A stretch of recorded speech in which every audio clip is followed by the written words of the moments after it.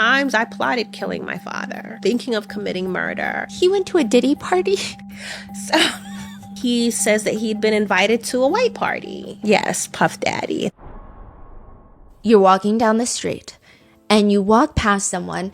You guys kind of look alike, and it makes you do a double take. Maybe it's the eyes. Maybe it's the way that both of you guys have dimples on the right side that's significantly larger than the left side when you smile. But it could also just be you have similar styles. Maybe you do your makeup the same. Or maybe your parents look alike. It's not that big of a deal, right? Or you consider the other possibility. What are the odds that you have a half sibling out there that you don't even know about? I hope that's not a question that keeps you up at night staring into the abyss. But if one day your dad tells you, hey, I've been cheating on your mom for the past few years, I work as a truck driver, it makes it so easy to meet people on the road, then yeah, you're probably wondering exactly how many half siblings do I have out there? What if you accidentally run into one of them at an airport bookstore and you don't even freaking know it? There are two main ways in which this scenario could likely happen to you. One of the parents, like I said in the previous situation, has an extramarital affair. 2, maybe both of your parents or one of them were donors, sperm or egg donors. That's actually become a huge issue as of late. One sibling group discovered they would go onto these donor websites and they would input the member number, like the donor number of the sperm that was used to create them, and see how many half siblings they have out in the entire world, the universe. And some of these sibling groups would be 150 big, 150 half siblings all conceived by the same sperm donor. Wow. Just out there existing. Apparently they'll have meetups and people will get blown away because it's like 150 people who look eerily similar, just in different fonts, and it's kind of unsettling. There are other groups popping up, 50 half siblings, 25 half siblings, 30 half siblings. It's very tricky for them to find each other because it's not like they can just compare birth certificates. That would make it easier. That would at least provide some sort of tracking method for half siblings, but usually some sort of method to track your half siblings. Aziza Kibibi, however, does not really have to look that far. She already knows where every single one of her half siblings are because she has given birth to 4 of them. Aziza Kibibi's children are also her half siblings because Aziza's father is also the father of her children. Aziza's father has been essaying her since she was 8 years old, impregnating her 4 times, forcing her to give birth at home, forcing his wife, Aziza's mom, to help her give birth to his child, Aziza's half-sibling and child, and now to Aziza's mom's grandchild and also stepchild. 4 separate times. Once was in a tent on the beach hiding from the police. Another time was in a Home Depot bucket at home. And every single time, Aziza's father would force her to raise her children, his children, in the house with Aziza's other siblings, whom he was also assaulting. Aziza's mother, who starts becoming jealous of Aziza and her own daughters and her own grandchildren, and he would force them to live in this cramped space and fight for his attention until Aziza finally escapes. This is Aziza's story.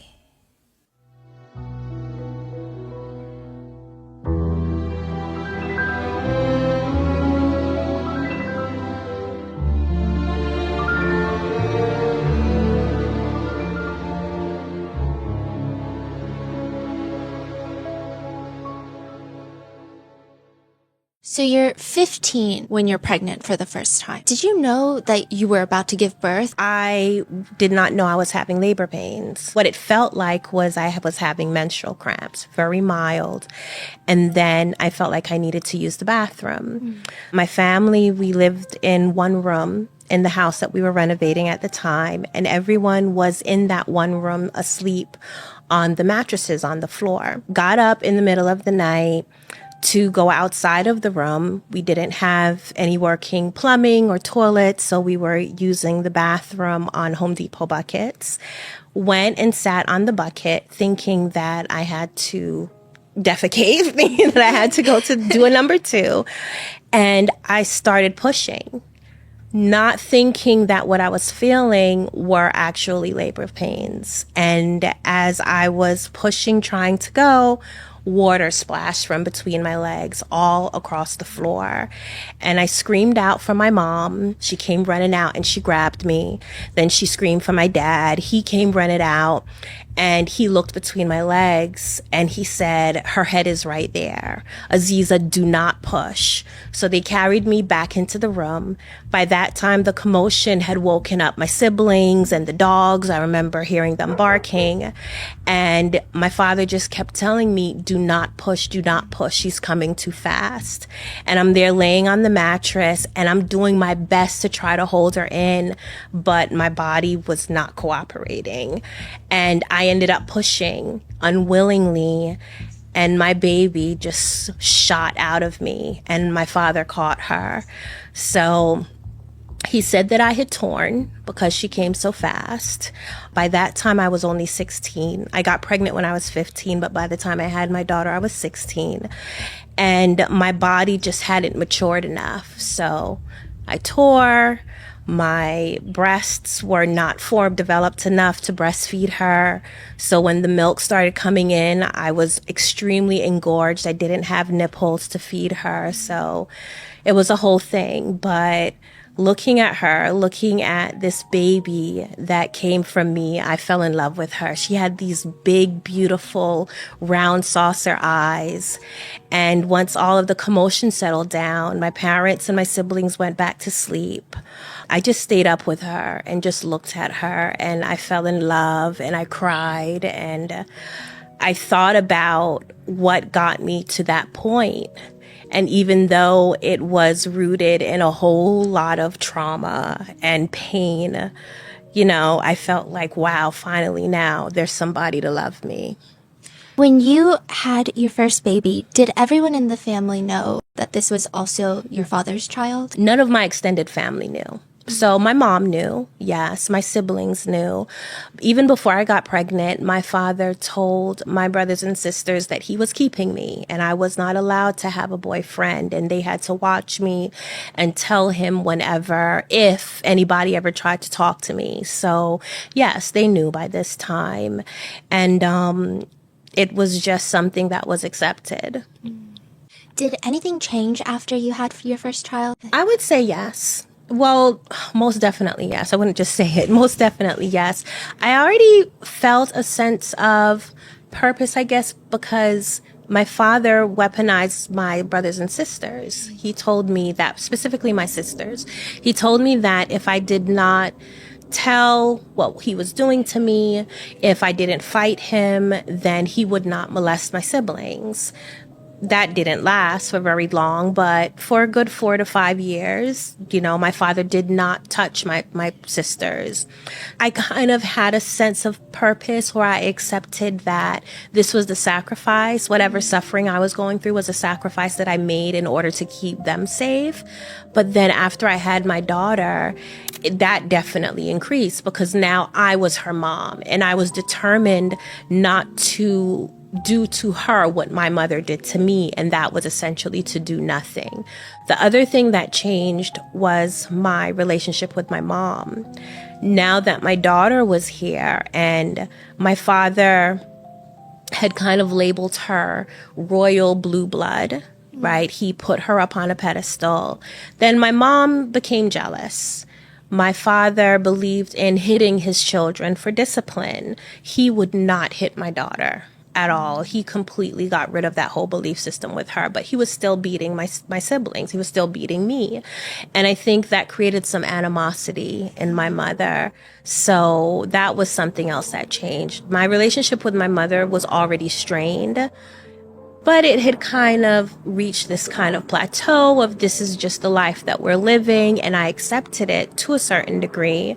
But it definitely changed even more after I had my daughter, because then she started expressing more animosity. The abuse starts when you're 8 years old. Yes. Before you're 8, can you walk us through the family setup and what your life was like up until the abuse starts? So I could go back to as far as I remember, is what I remember, which actually is pretty young. My parents met when they were teenagers in high school. My dad was 18 and my mom was 17 when they had me. Then they got married. So as far as my memories are concerned, we lived in the attic of my grandmother's house. When my mom got pregnant with my first sister, but third child, we moved downstairs to a small apartment that was connected to the house, but it was bigger than living up in the attic. Our life, I remember a very happy childhood.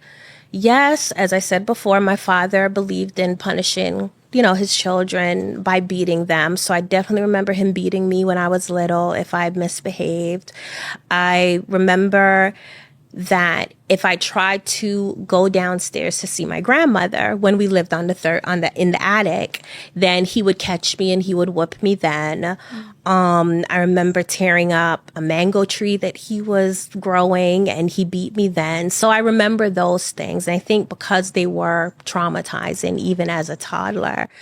But then as I got older and we moved downstairs, I had a happy childhood as far as I could remember. I was allowed to play with my cousins. I was allowed to go visit my grandparents.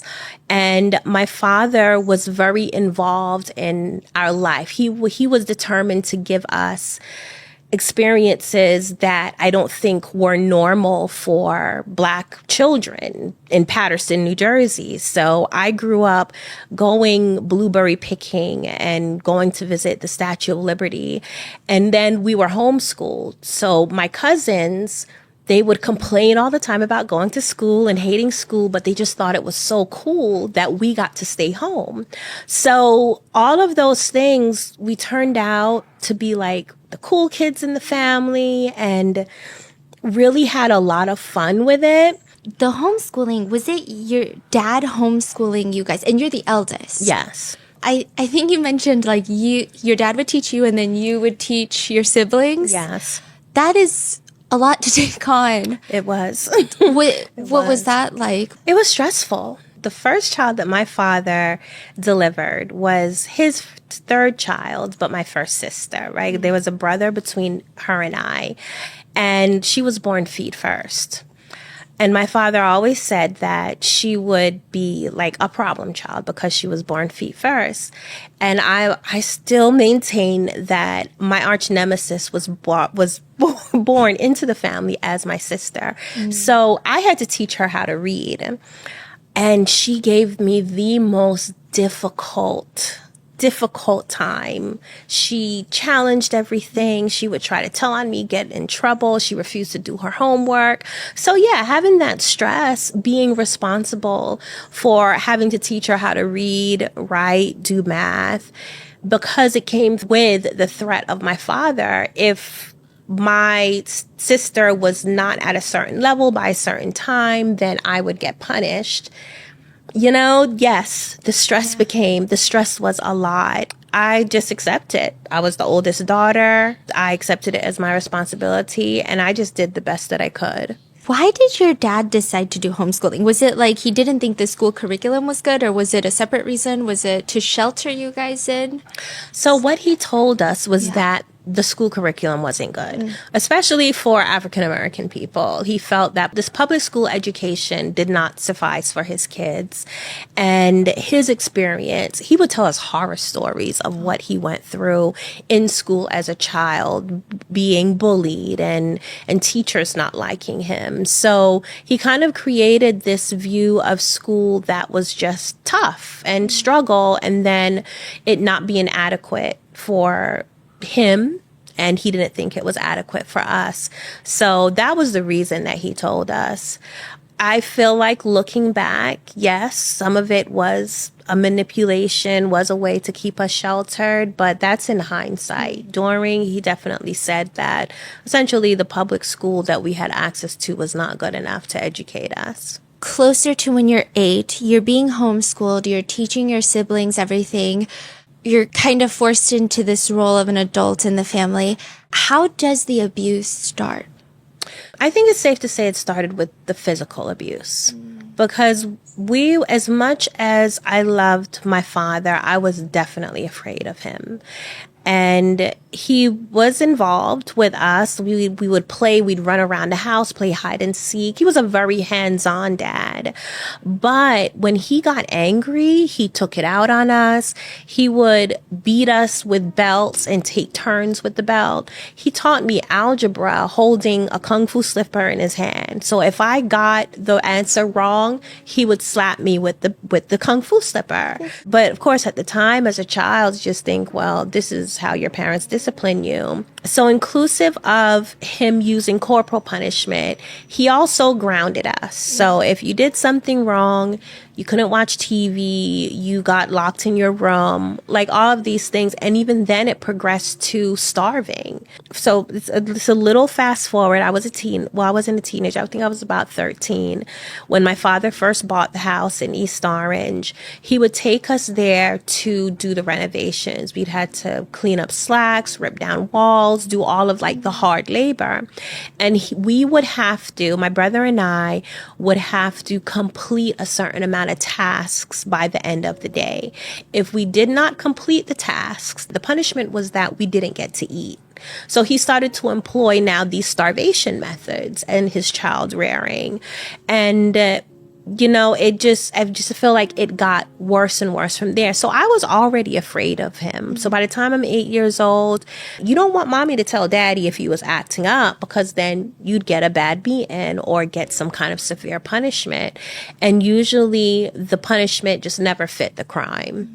Your mom, during all of this, she's more of like a quieter parent, like not as involved, or? No, she was definitely involved. She was there because even with the education was to align it with regular school. It was like my mom was kind of the teacher and my father was the principal. My father taught the hard subjects like algebra and any of the sciences and technology, but my mom focused more on the English and basic math. And she would check all of our work and give us our assignments. So they worked hand in hand. How did the molestation start? So one day my mom sent me to talk to my father in their bedroom, and he was commending me, which was rare. He told me that I had been being very responsible. He was proud of me. He was, as far as my schoolwork, my mom would grade our work, so I was getting A's according to her gold stars. And he just told me that he was very proud. And then he told me that he had to show me how to be a woman. And this is what all fathers did with their daughters. And then he took me in the back room, which was a closet area that separated our apartment from my grandmother's house. And he laid me down and he performed oral sex on me. You're 8, so you don't know what he's doing. Did you believe that this is something that normally happens because that's what he said, or did you have this? I had an icky feeling, right? I had an icky feeling because from what I understood and what I had been taught by my mom specifically was that no one was supposed to look at my private area. Right? No one was supposed to look at my private areas. Mommy to help clean, and daddy whenever something was wrong, right? Something was wrong because he was the person that kind of diagnosed sicknesses and gave us herbs and things like that. So for this behavior, I was uncomfortable. As his daughter, I can't protest. I can't argue against it. So it more felt like that. I did believe him. I believe that all dads did this with their daughters because he is who I got all of my information from and all of my knowledge from. So when this happened, yeah, I accepted it. However, while he was going down on me, I felt very scared. I didn't like the feeling. He asked me, do I like it? And I was afraid to tell him that I didn't like it. So what I told him was that, well, I don't want him to do it anymore. That was my way of cautiously answering him. He kept doing it anyway and then eventually stopped. So yeah, I mean, I knew I didn't like it. How frequent is the abuse initially? After that one time, he did not abuse me again for probably about a week. I thought that that would just be the only time. In my mind, I'm like, oh, okay, I guess I know how to be a woman now. And what's interesting is that my father, he limited what we watched on television. So we were only allowed to watch educational shows like Reading Rainbow, 3-to-1 Contact, PBS, essentially. And he was really into films. He was really into movies. So he would rent movies or we'd go to the movies a lot. And anytime a adult scene or any kind of sex scene would come on, my mom would cover our eyes. And so then to then have this other activity that technically only adults are supposed to be having, here I am now, a kid participating in this activity, but I did not, against my will, of course, I was not allowed to watch it in a film. So that kind of got confusing. He molested me again about a week after the first time. And then after that, it was almost every night. Almost every night. I mean, if it's every night, did she notice at this point? Was this when she notices or is it later? My father told her.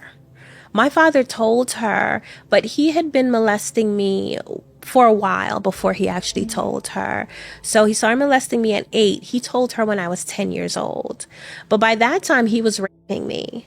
So what he told her was that he was molesting me to help my skin condition. And though he was raping me as well, he didn't tell her that part. And she believed it.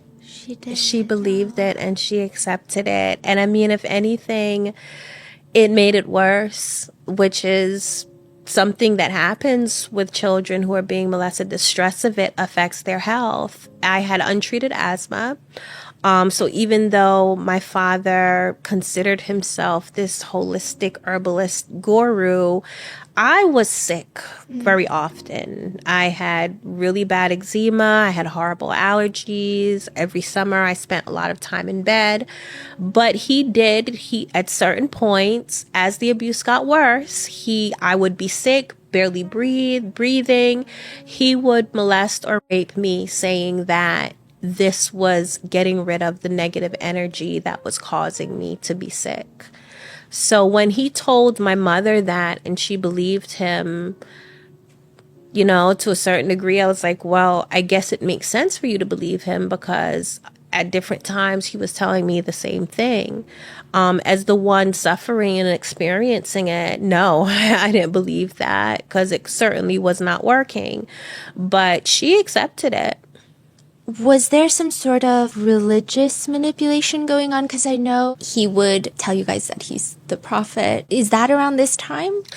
Not for us, not for the kids. For my mom, I suspect that, and you're bringing up some things I probably should talk to her about, but I suspect that he was, because he has always been a spiritual person. He's always considered himself a spiritual person. And a lot of people in the community saw him as that as well. He would go to the local park and just have these talks about Black people in America, what their role is, and God coming and empowering Black people. And, so he had that whole perspective. Was your dad's choice to be a polygamist also connected to spirituality, or was it? I don't think so. When my father started practicing polygamy, it actually started with him just cheating on my mom. I don't know if between them, he just decided to switch and said it's easier to say, well, I'm practicing polygamy because Africans practice polygamy. It could have just been an excuse or a manipulation, but he actually started by just cheating on my mom.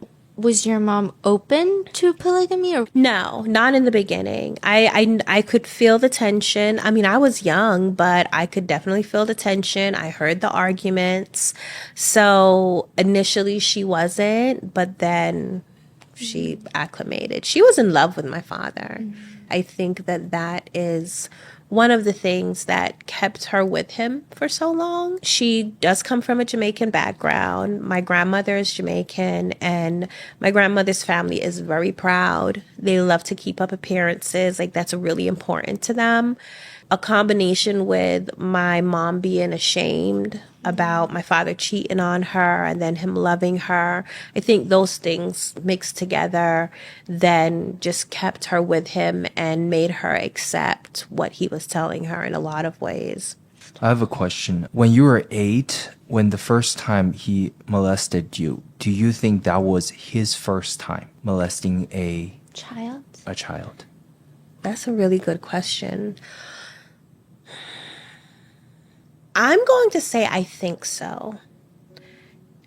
My mom ran a daycare center in my grandmother's basement, and he wasn't always involved with the children because he worked a lot. And then eventually when my mom became more successful at it and her services became more in demand, he just ended it completely. He told her, well, she could not babysit children anymore for income.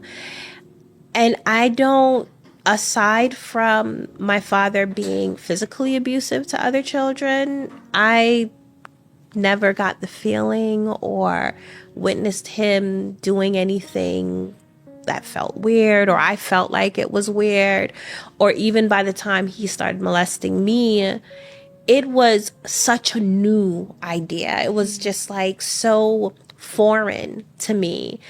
And I could understand, even as I got older, there were other things that I experienced just as a child that was like, oh yeah, well, I kind of remember seeing when this happened with, so-and-so, one of my cousins, but this was just so out of left field. So I don't think he did, but with his mind frame, you honestly never know. You honestly never know. A lot of people often ask me, well, was he molested as a child? He never shared that he was. He did tell me about when he lost his virginity. He seemed to be pretty open about that. And it was with someone else that was a couple of years older than him. So I really believe that this was a new thing. And he wanted your mom to stop the daycare because it was becoming too successful. So like a control thing.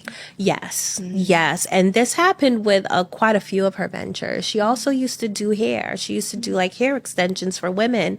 And when she started excelling in that, then he'd shut it down. She also designed clothes and started making clothes and having fashion shows. Initially, he was fully supportive, but then as soon as she became more successful and things started taking off, he would shut it down. So every time the next step would happen, my father would shut it down. And yes, it most certainly was a form of control.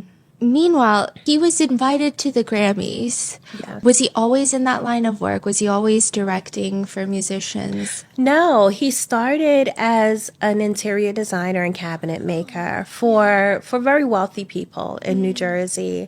And then he started his own company. And it was through that company is when he started meeting celebrities and producers. And one of the producers who had listened to his music was on the Grammy board and invited him and my mom to the Grammys. And I think after he got that little taste of being around Michael Jackson and Prince and all of these, major people, he decided to focus more on producing music. And then before you know it, people started asking him to direct stuff for them. He did one really big music video. How did that happen? So that was in the 90s. It was Killing Me Softly by the Fugees. And he met the Fugees, I think at a party or something. Our house had been struck by lightning and burned down. And through that transition, he met this guy who saw him building up the house and was impressed. And my father did what he normally did. He told him about all of his ideas and technology and really impressed this guy. And he said to the guy, told him that he wanted to introduce him to Wyclef Jean, who at the time had a music studio in East Orange. So he went, met with him, won him over with all of his ideas. Apparently they were about to start a new album. And then our house burned down, and he maintained the relationship with them until it got to the point he pitched them enough that they said, we want you to direct all of our music videos for our album. And Killing Me Softly was one of them. He went to a Diddy party? So he did. This was before, I guess, Diddy was super successful. This was late 90s. And my father had already, mover and shaker within the industry. He was getting called to do different people's videos in R&B and hip hop. And one day he comes home and he says that he'd been invited to a white party. And it was, yes, Puff Daddy. I think at the time he was called Puff Daddy, right? He was invited. So it was a whole big to-do. My mom made him a new outfit. I had to do his hair. It was a whole big to-do. And he came back home and had very interesting stories. Very interesting. Nothing as severe as the crimes that Diddy's committed, but he found his people. Let's just say that. While he's out doing that, going to Diddy parties, how often are you socializing with anyone outside at this point? Not often at all. The only access that I had to people were people that my father was dating, so his girlfriends, which cycled all the time, and people that he worked with. Like, I spent a lot of time around the Fugees, but it was under his eye. And the only reason why I was there because I was the caterer. So he had his production company and I did all the cooking. That's why I was then around these people. I could not do any of those things outside of my father's, my mom's, or my brother's presence. So I was always being watched. So yes, sometimes I was around people, but I was always watched by someone. By the time you're about 10, because you're still so young, do you feel like this is normal still? Or about when do you realize this is not normal? By the time I was 10, I felt like, I wouldn't say not normal, because my life and my family was my normal, right? So technically me not going to school wasn't normal, but this is what it was. So it didn't feel normal because it was hurting me. That was my measure for it not being normal. I'm 10 years old. My father was in his 20s. He's a grown man. So it hurt. It hurt. It was stressful. My father would keep me up all times of night. And I still had to get up in the morning to teach my siblings and make them breakfast and write affirmations. So I was getting like 2 hours of sleep a day, barely.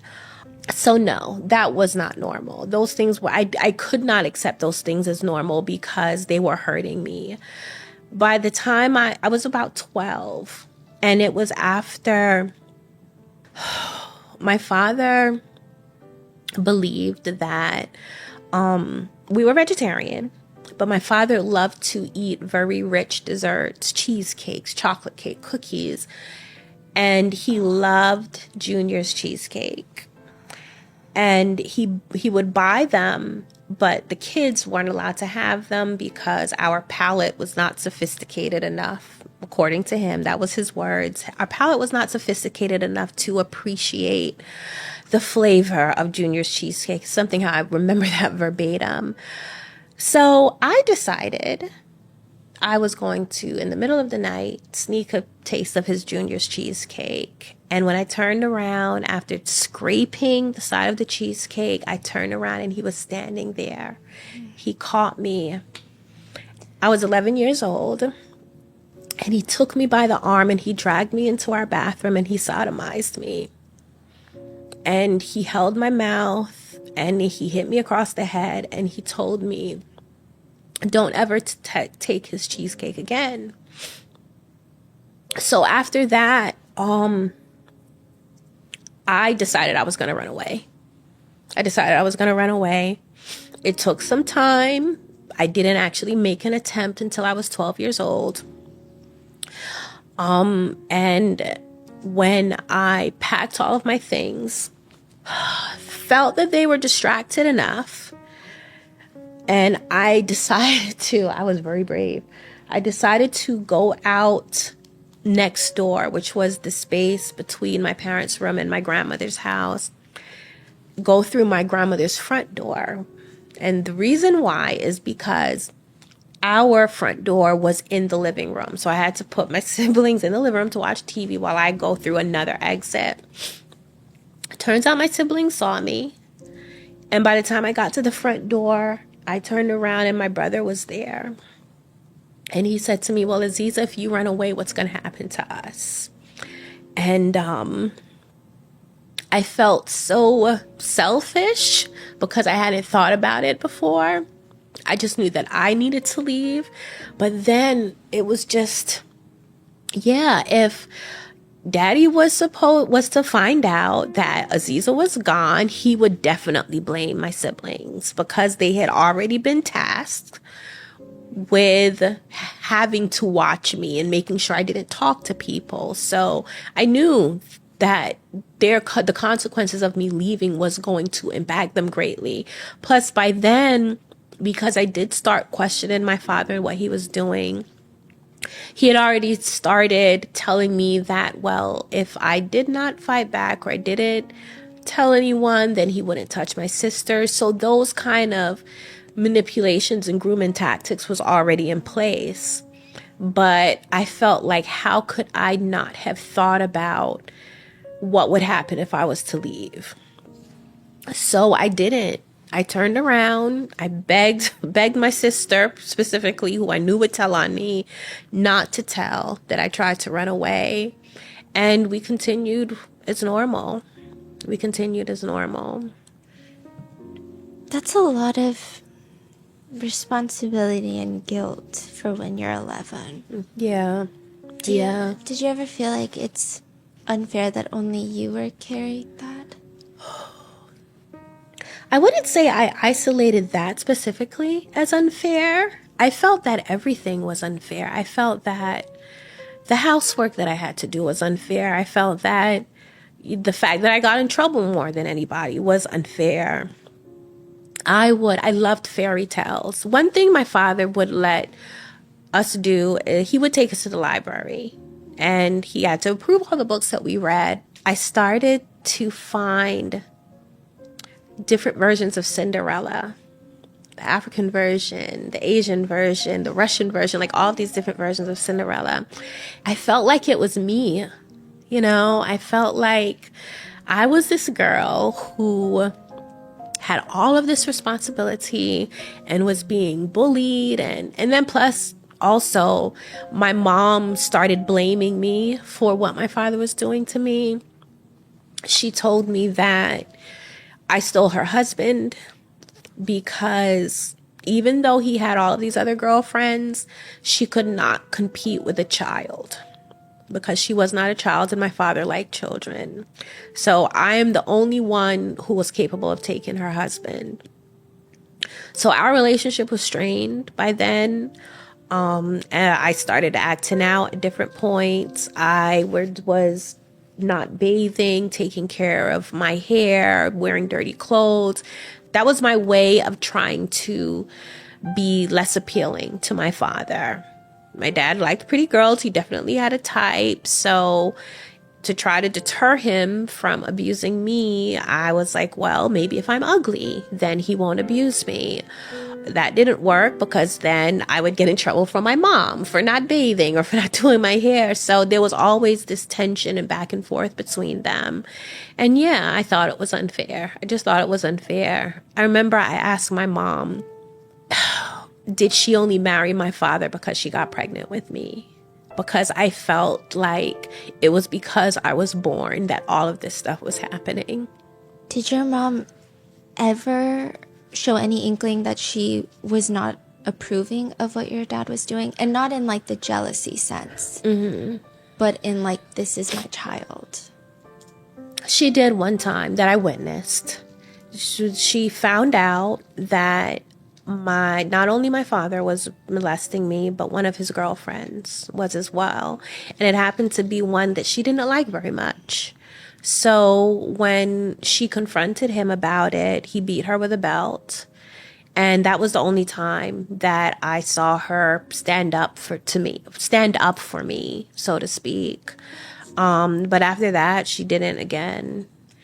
Do you think it has more to do with you being molested or this other woman partaking? I think it was more about the other woman, because what she said to him was, how could he let her touch me?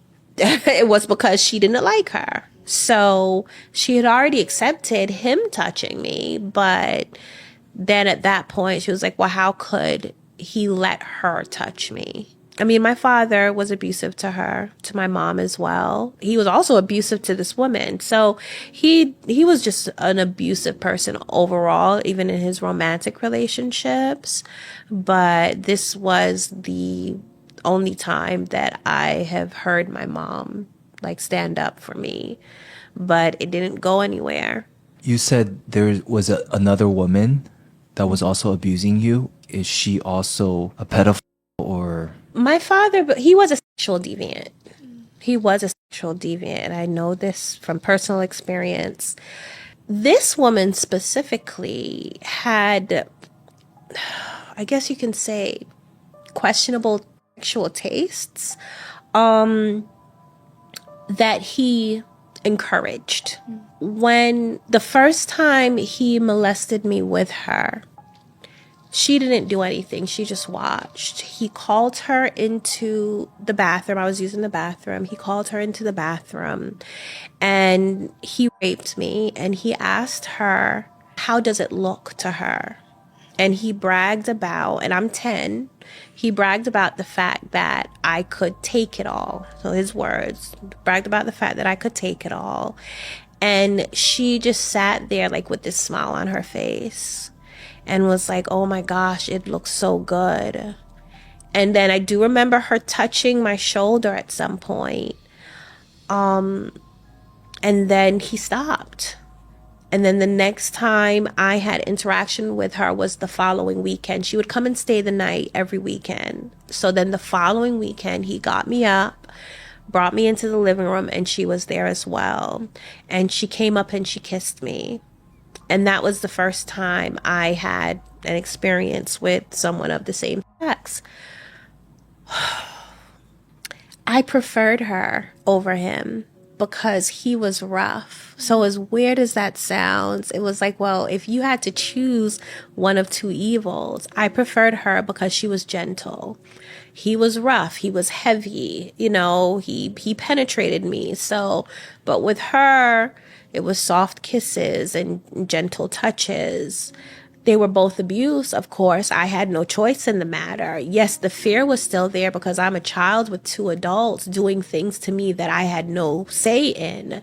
But if you was to ask me, well, Aziza, which abuse would you prefer?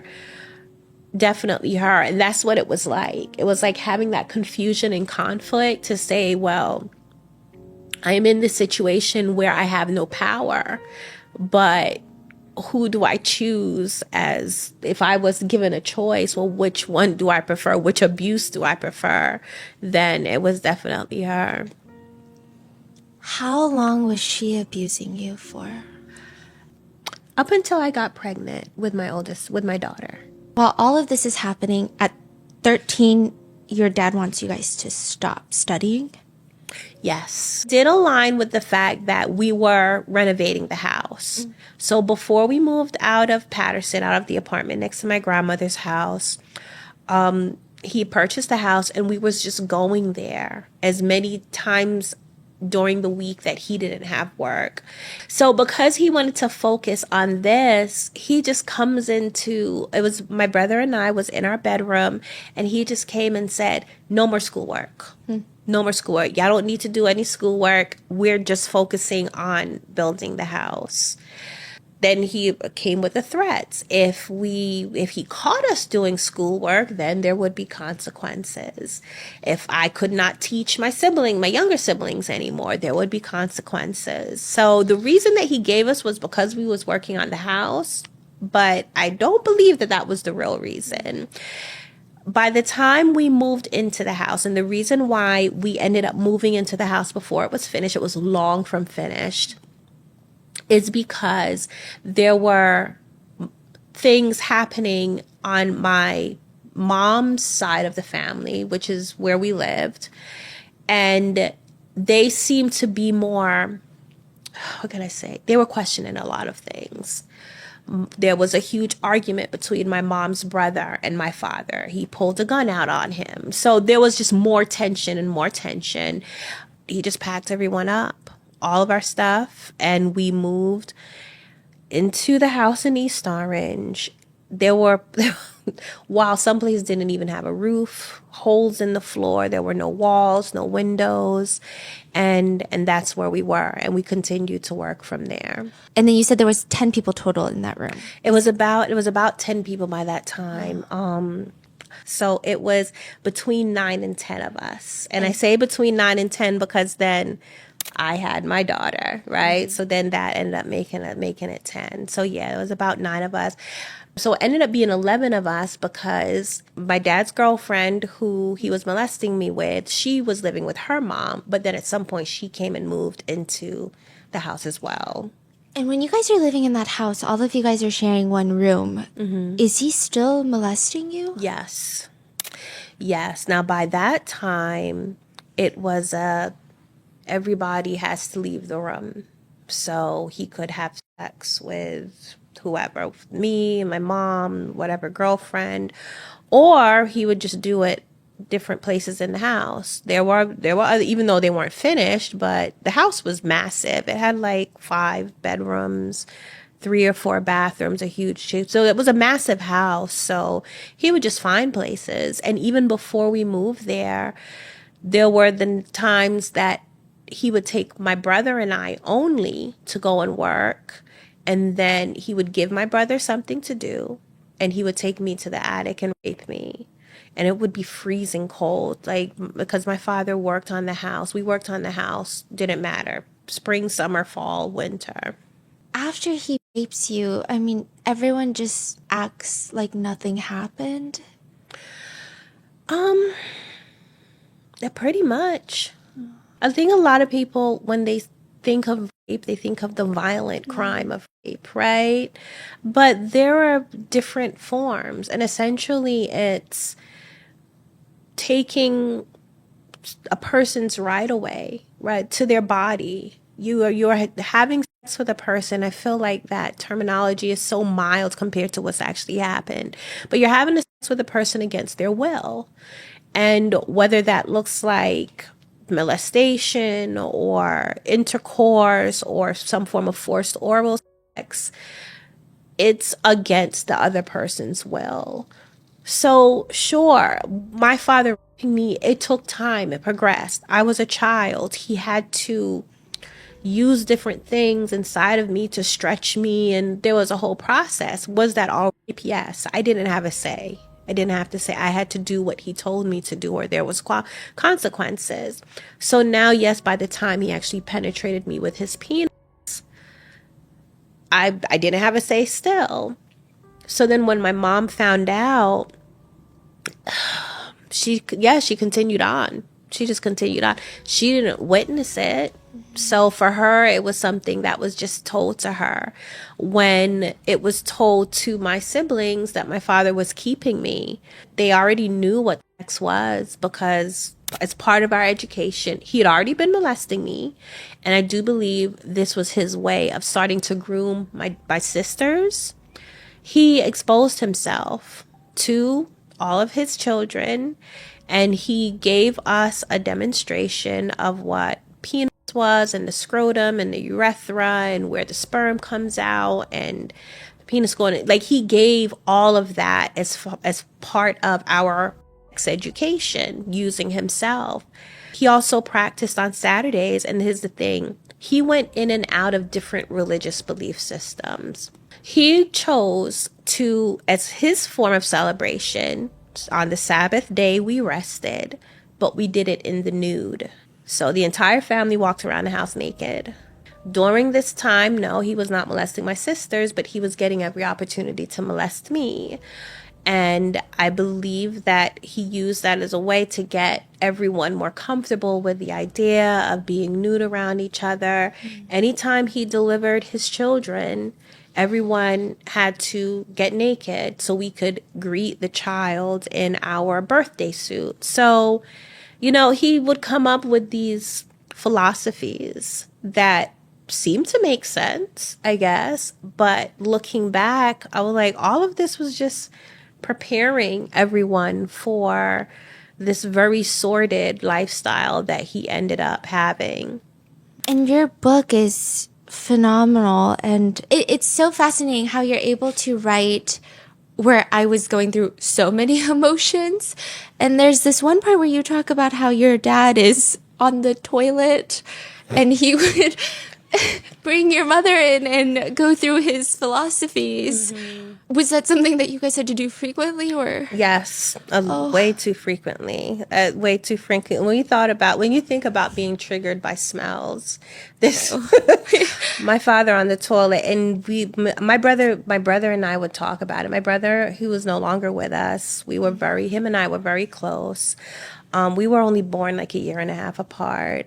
And we would despise when Daddy would call us into the bathroom for a lecture while he was sitting on the toilet. It was just it was a horrible thing. And sometimes he would have my mom in there for hours. And we only had one bathroom. This was while we still lived in Patterson in the apartment.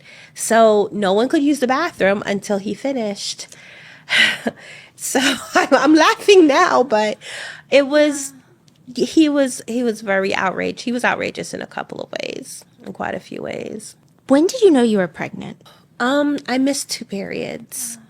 The first one, I didn't really pay much attention to. My periods weren't irregular, but it was not normal for me to miss a period. And now I don't know, maybe I was pregnant then, but just too young to carry the pregnancy. But yeah, after the first month, I missed my period. And then when it didn't come the second month, I said something to my mom. And that's when she thought, she was like, I might be pregnant. And then she went and said something to my dad. What was your mom's reaction? Was it indifferent? Yeah, I would say indifferent. She didn't seem like she was upset, or I think by then the abuse and her knowing about it had been gone on for so long. I don't think she would have to expect that I'd get pregnant eventually. And I don't know what conversations her and my dad had about it. And what was your dad's reaction? My dad he was a little difficult to read. I felt like initially he didn't really believe that I was pregnant. So he didn't have much to say. I remember standing there and my mom told him that she thinks I'm pregnant. And then he was like, oh, well, we'll see. Maybe for him, 2 missed periods wasn't enough. But then morning sickness set in, and it set in bad. And he completely accepted it. And then the next time I saw that he really had a reaction was because his girlfriend, she was living with us at the time, brought up the possibility of the baby having deformities because we were close relatives. And he had a very strong reaction. He got really angry. He yelled at her and he was like, what the F are you talking about? And she got scared, and then she says she read at some point that if 2 family members had a child together, then the baby would come out deformed. And aside from just walking away angry, that was it. Then the rest of my pregnancy, he was a lot milder, I guess. He was still raping me, but by then I was so conditioned to it. It was just a regular thing. And I would say he was more gentle, But that's how he was with pregnant women. Whenever my mom got pregnant, for the most part, he treated her the best. He did not hit her. He has beaten her when she was pregnant before, and she did lose the pregnancy. But it wasn't a common thing. Like, we knew that if you were pregnant, it pretty much protected you from his abuse, his physical abuse. So he was very catering. He made sure that I had whatever I wanted to eat. He, gave me extra favor, I guess you can say, up until I gave birth.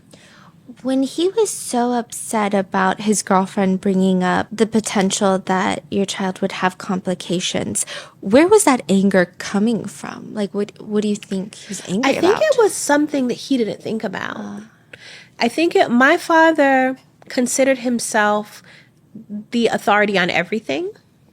So it felt like he didn't think about it. And then for it to be something negative or that he deemed negative, I think that's what angered him. Like, he really felt like a little surprised by this theory, because I don't believe he really did any research or even thought about it much, the fact that I was pregnant or any of the circumstances, or it was just like, I was another one of his women that was pregnant.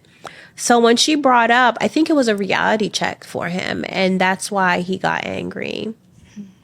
You said that you're protected from your dad when you're pregnant. Did the jealousy from your mom get more intense at that point then? Or even from his girlfriends because of, what is the dynamic when someone is pregnant between the others? So my experience with my mom when I was pregnant, she was just as caring, I guess you can say, as my dad. I think that she became more maternal, right? It's kind of weird, but she became kinder. I don't know if it was pity or she more took on the role as her daughter is having a child kind of thing, but I experienced the most maternal behaviors from my mom while I was pregnant with my first daughter.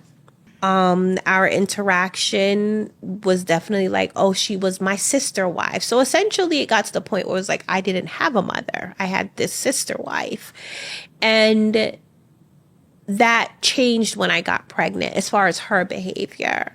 So, and she was very helpful during prenatal care, and I was pretty knowledgeable on it, but made sure that I ate and I took vitamins. So she was very maternal actually while I was pregnant. How many kids does he have at this point?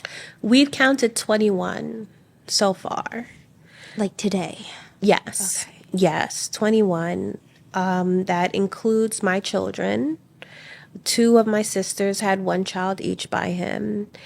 And any of the women that he has had, some of them reached out to us as recently as maybe it was before COVID, they reached out. But there is a very good possibility that there's more. But so far, we have knowledge of, he's had 21 children. He was always threatening you that if you didn't comply, he would abuse your sisters. Mm-hmm. But then you realize that he is already starting that abuse. When did you realize? So it was before we officially moved into the house. I came out of the house. We were there working. It happened to be one of the times that one of my younger sisters came with us. It was my arch nemesis, the 3rd child, but my first sister. And they were by the truck, and I saw him kiss her on her lips in a very romantic way, and he touched her. And they both looked at me, and she looked at me as she got caught, they were caught. And my father yelled at me and was like, "What are you doing? What are you doing here? Go back inside." And that's how I knew. And then after that, the next time was, since we only lived in 1 room, so now, this is all during the moving process, and then we move. into the house, since we lived in one room, then one of the times my father sent everybody out and kept that sister there. So then that's how we knew. Yeah, did you and your sister ever talk about it at that time? I would not at the time. Not at the time. And the relationship with that sister, that was strained because she did not understand that any attention my father was giving me was not attention that I wanted. So what she saw as me being allowed to stay up late at night, she didn't know that it was because my father was molesting or raping me at the time. So she became very jealous. She didn't understand that my father taking me places with him, she just saw it as Aziza gets to go out and gets to go with daddy all the time. But he was taking me and abusing me in the car. So when she learned that he was molesting me, I think her immature mind thought, well, I want daddy's attention too. So she would do things like get undressed and walk around him and sit on his lap. And I think that was her way of just trying to get attention from him, because her understanding was, well, this is how you get attention from daddy, using sex or sexuality. So then by the time he started abusing her, her relationship with me was more of a, now, Aziza, you're not the only special one. So there wasn't a conversation, but there were definitely arguments. And then even as we got older, there were more arguments. You know, she started blaming me for what happened to her. She started thinking, oh, well, certain things that happened was because I told my dad to do it to her. And this is because he was telling her this. When my father started molesting more of us, so then he went to the next sister and then the next sister. And he molested 5 of us in total. 4 girls that were mothered by my mother and 1 that has a different mother. And he would pit us against each other. So he would show favoritism, cause tension, tell each other that I'm only doing this to you because so-and-so told me to. And so he made sure that there was always a divide between us so that we would never get together and rise up against him. And this all happened when all of y'all were teens, Yes. right? Yes. Yeah, we were all teenagers. So you have your first child, your daughter. You guys never take her to the hospital, get a birth certificate. Right. There's no neighbors. So there were neighbors, and my father built privacy walls. So they never saw us. He also had a best friend. He did befriend an East Orange police officer. That you guys stayed with briefly, right? Right, after the house burned down. But before that happened, this police officer was impressed by the work my father was doing on the house. So that's how they started talking and they became friends. But I always found it interesting that he never questioned the fact that he had all these teenage girls that didn't have boyfriends. And then when I got pregnant, my father did limit my interaction. Like, I couldn't be around people. But if I had to be, because we were working or I had to cook then I had to wear really oversized clothes to hide the fact that I was pregnant. So this guy, I don't think he knew that I was pregnant. But then I have the baby. And then, of course, by the time we have to move in with him, he doesn't question anything. So in my mind, he was not an option to tell. He could not be an ally because he was my father's best friend. So I find out later on through my father's other friend, because this person actually died recently, passed away. He actually did suspect something and said something to my father's other friend. So I was like, so all this time you suspected? But then all you did was tell some other friend, Right. and that's it? Like it was gossip. Like it was gossip. And I learned also that there was more family that lived in East Orange that had seen me pregnant, suspected, had conversations, gossiped, never said or did anything. So You know, these things don't happen with people not knowing anything. A lot of people see things and they suspect, they just don't do anything about it. Can you tell us about your dad's obsession with the pure bloodline? Oof. As I said before, my father was really into African culture. And that extended back to African royalty and connected to European royalty. So I don't believe he thought about this before I got pregnant. But I think because he was such a researcher, I mean, we had books upon books upon books, like everywhere. He was always reading and watching a lot of National Geographic. I think that he made the connection between what he saw as far as like Tutankhamun and Nefertiti and Cleopatra and the fact that they inbred to keep the bloodline pure. He used it to justify what he was doing after I got pregnant. So after my daughter was born, she did not have health defects that we could see, like his girlfriend said. That solidified it. Then his whole philosophy was, yes, he now has to continue to breed me to create these special blue blood children that would repopulate the earth after the human race was destroyed.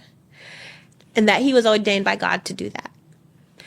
I don't know if he believed that himself or it was just an excuse to justify. I don't know. I never had that conversation with him. But that is the philosophy. Then he continued. And then when he went further on in abusing my sisters, and then one sister got pregnant, that was the lecture, constant lecture. Like, these royal blue blood children are going to repopulate the earth. Nobody really believed it, right? By that time, it was not my priority to believe it. I was desensitized. I was trying to make sure he did not touch my daughter. I was trying to survive throughout the day from getting punched in the face or worse. So he was already threatening our lives if we were to say anything. So it was really about just making it through the day unscathed. Because I know that a lot of people have very complicated emotions and relationships with conceiving a child through rape. Mm-hmm. Did you ever have those complicated feelings or no? No. I saw my baby. That was it. I just saw her. I saw love. I saw a part of me. So no, I didn't. And sometimes I feel bad because I get a lot of people reaching out to me saying that, well, how can you look at her and not see the trauma? Or how do you look at any of your children and not see the trauma? And I'm like, because I accept them for them as individuals. Yes, thankfully, with my first child, it was just innate. Like, my love for her as being her mom just came immediately. Though with my son, not my third pregnancy, it was actually my fourth pregnancy because I lost a child. But my third child, my father was physically abusive. So that whole you being pregnant protected, you went out the window with that pregnancy. My father beat me. He threatened me. One time he beat me so bad that I blacked out. And that was a very stressful pregnancy. Why? Was it just like a time thing that he just decided I think there were a couple of things that were happening. By then, he lost his standing in the music industry, in the video directed industry. A lot of people in the industry, he started being blackballed. He wasn't getting much work. So he had his own stresses. But then I did read somewhere that you'll find more tension between a pregnant woman and the father of her child if who she's carrying is a boy.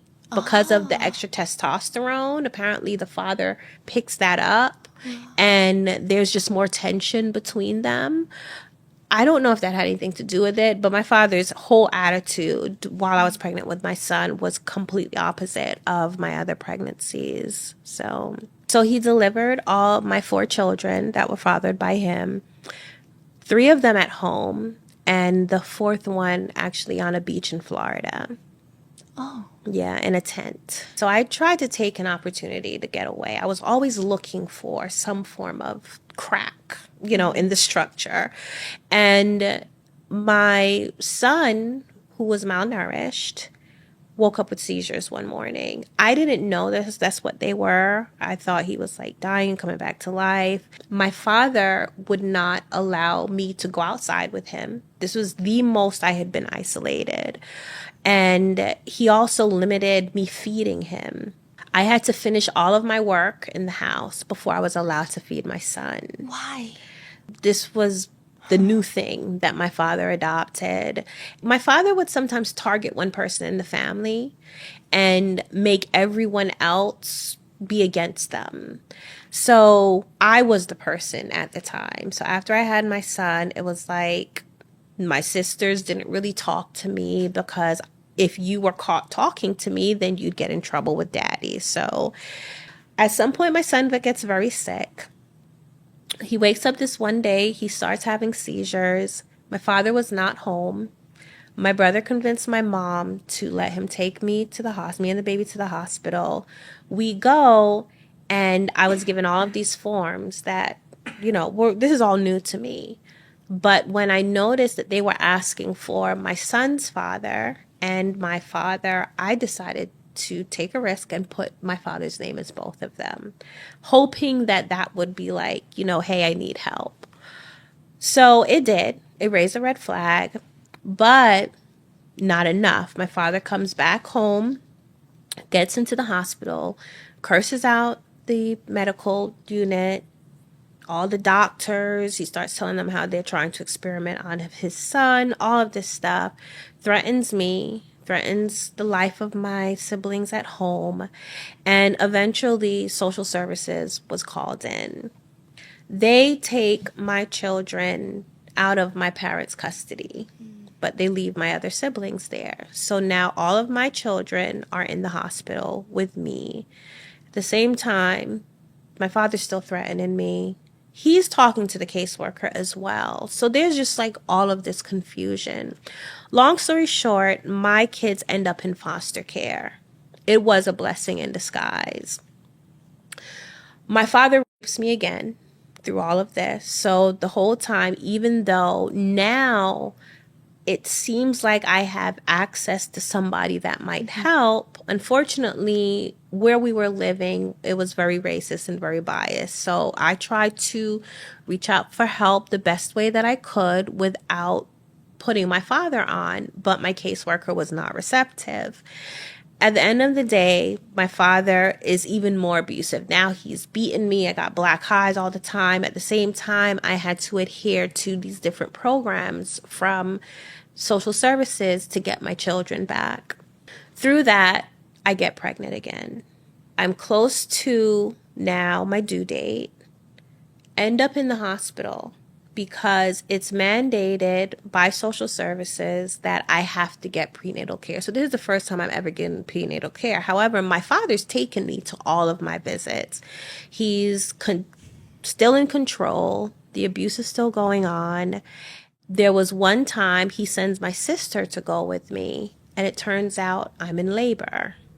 I don't know I'm in labor, of course, because I don't have labors. My pains are not bad at all. My sister saw me talking to the nurse, and I was getting ready to ask for help, tell her my situation. My father calls, and my sister tells my father that I was about to tell the nurse what he'd been doing. So he decides to come and get me and says, I'm going to take you away from anybody, from any help that you think that you can possibly get. I'm taking you to another state, and I'm going to deliver the baby there. So that's how we ended up in Florida on a campsite, and he delivered my child in a tent. Thank God all of my births were safe. However, even though the births were safe, so 2 of my children do have inborn errors. One had PKU and spinal muscular atrophy, and the other one has PKU, phenylketonuria, which is a metabolic disorder. It's a recessive disorder where both parents have to be the carrier of the gene. So my second daughter had the condition, but of course we didn't know it. This condition is screened when you give birth in a hospital. You're given a PKU test and they check the blood to see if you have this disorder. But of course, since she wasn't screened because my father delivered her, she started showing the signs of untreated PKU. We didn't know, of course. She broke out in rashes all over her skin. She had developmental delays. She actually does have some brain damage due to it because she wasn't discovered until she was 2 years old. But my father said that the reason why she was breaking out is because my milk was poison and my negative energy. So he always blamed me. He always blamed me. And it wasn't until she went into foster care and was tested at the hospital did they find out.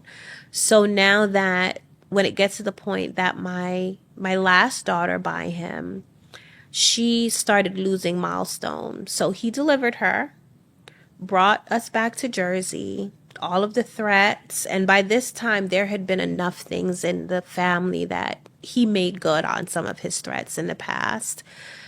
So the mental control was still there. I didn't feel it was safe for me to reach out to anybody for help.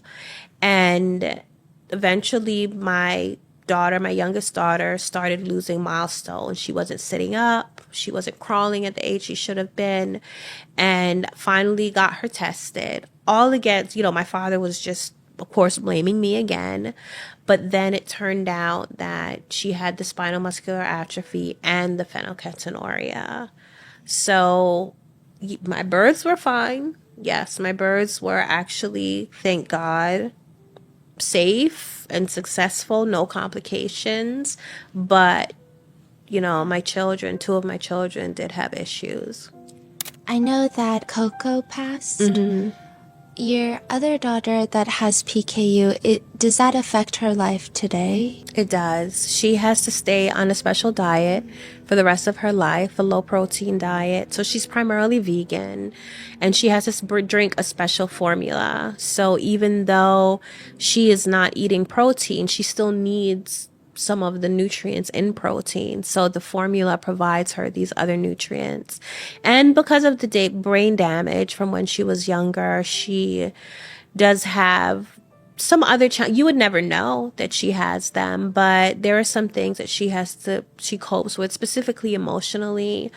But she's an amazing young lady. She's 28. 5 pregnancies. Mm-hmm.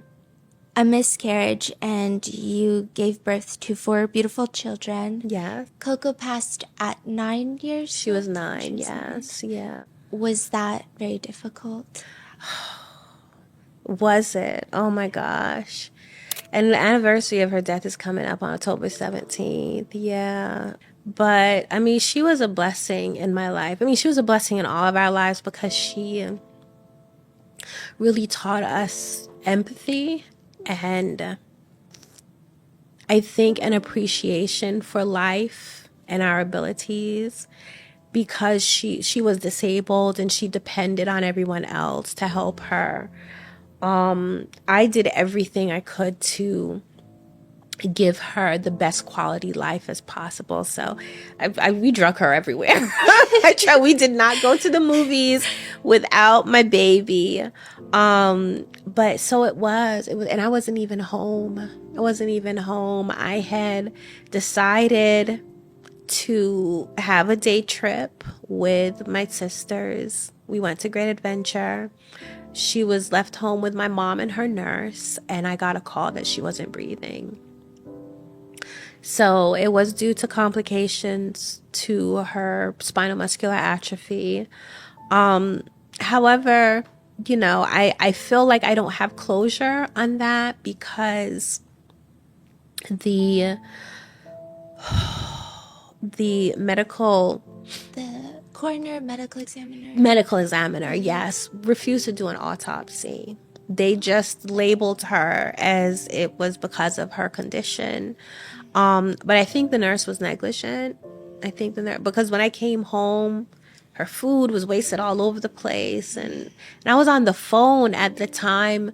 Her and the nurse and my mom were panicking, and the nurse didn't know how to open the oxygen tank. And this was after I spent the day before with her, making sure she knew everything. So I'm like, I don't know what happened. And the nursing agency took all of the notes. Like, there was just a lot of questionable things. So I feel like I'm still working on having a sense of closure for that, because I think that, well, she wouldn't still be here with us. The doctors, I feel like every couple of years they gave me a new date. They didn't think she was going to live past 2 years old. Then 2-year-old birthday, they told me she wasn't going to live past 5. So it was progressing. She made it all the way to 9, which I'm thankful for. But I think she would have made it a little longer, had I stayed home that day. And so I carry a little guilt about that. What was her favorite thing to do? Watch scary movies. Really? If you can believe it. Yeah, she loved to watch horror movies. This one movie specifically called The Messenger. And she would actually be scared. Like, you should see it in her face. She'd be scared. But she loved to watch it. That and Justin Bieber. She loved Justin Bieber. Same. Yeah, like, join the club. But, yeah, that was pretty much, and of course, be here with Mom. I was her favorite person. Yeah. I was her favorite person. Was she always like the baby of the family? She was, but she acted like she was the oldest. She loved to give orders. Yeah. She definitely loved to give orders, and she expected everyone to be at her beck and call. I love that. So, yeah, she was the sweetest thing. Oh my gosh. What is your relationship like with your children? Intense. Let's just say that. It's intense. It's loving, though. There's so much love between us. When we're all together, it's just so much fun. And I have taught my kids to speak open with me. So communication is a huge thing. We have family meetings. Go over what people's goals are, what are they going to achieve in the next year, week, what their plans are for certain things. So I think all of that really contributes to our relationship. And because my parents were so silencing, like, we didn't have a voice in my house. It was more like shut up and listen. So I have definitely used my parents as what not to do in raising children. So I allow my kids to, oh my gosh, sometimes even to a fault, challenge me. Like, if they disagree with something, they can, like, ask me a question about it. Sometimes it goes on and on and on and on, but like, sometimes I feel like they're just a little kid saying, but why? But why? But why? But, they're grown. Or even throughout their teenage years. But I think that has contributed to how open and how close we are as a family. And we just have a lot of fun. Like, game nights are the best. Cooking is the best. Like, it's just so much fun when we all get together. Watching movies, doing things outside of the house. So they were taken to foster care, and then how did you get them back? A lot of work. A lot of work. Essentially, my kids being taken away from me was the push that I needed to then really get away from my father, because I knew I could not bring them back to our life. So my children were separated in foster care for about 1.5 years. After my case was moved from Monmouth County, which is where I had the very racist experience, to Essex County, and I got a caseworker who was compassionate, they decided to work towards reunification. And part of that was to find family to be my children's foster parents. So everything came full circle. My maternal grandmother and my aunt are who was their foster parents. So they actually ended up having their latter part of their foster care living in the house that I grew up in. It was so surreal. Yeah. And that's how I reconnected with that family as well. I was able to visit them. It took some time, but I eventually was able to visit them on the weekends. We rebonded then, and then they each came home a month apart. Through that, the whole process with social services, they have to do home visits and check to make sure that I'm taking them to their doctor's visits and things like that. So then finally, 10 days before they went up for adoption is when I got full custody back for them. I felt like that I finally did it. Now it was through all of that process is when I was able to completely liberate myself from my father. And that was because through the process of working with social services, I learned that I was being abused. I learned what abuse was. I learned what pedophilia was, domestic violence. Like, these were all ideas that I had never considered. It was just my life. So now learning about it and learning that what was happening to me was not supposed to happen started to empower me. Mm. And I began to look for more ways to get away from him. And I finally built up the courage to tell someone who he respected. And that person happened to have some kind of connection with law enforcement, ended up taking my mom to report domestic violence and got a restraining order against my father.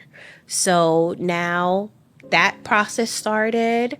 I was able to get my children back.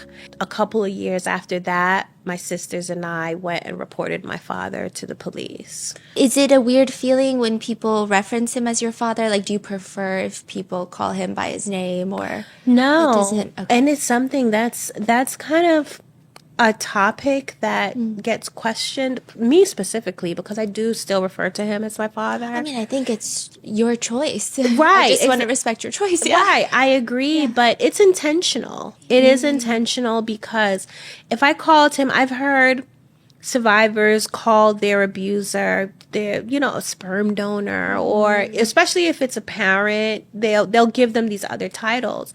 But for me, especially because of the work that I do, I feel that it's important to recognize what his role was supposed to be. And he was supposed to protect me. He was supposed to take advantage of his role.